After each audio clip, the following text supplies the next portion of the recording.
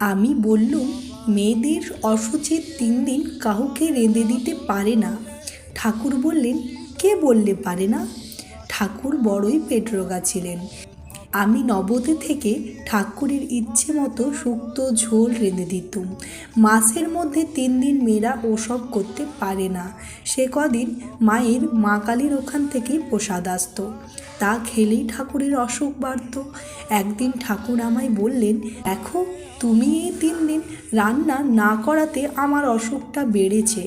তুমি ও কদিন কেন রাঁধলে না? আমি বললুম, মেয়েদের অশুচির 3 দিন কাউকে রেঁধে দিতে পারে না। ঠাকুর বললেন, কে বললে পারে না?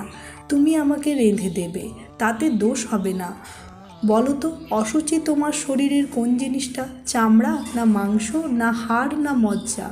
দেখো, মনই সূচি অশুচি, বাইরের অশুচি বলে কিছু নেই। এরপর হতে আমি সর্বদা রান্না করে দিতুম।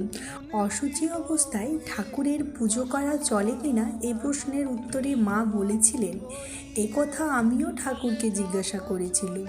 ঠাকুর বলেছিলেন, যদি পুজো না করার জন্য তোমার মনে খুব কষ্ট হয় তাহলে করবে, তাতে দোষ নেই।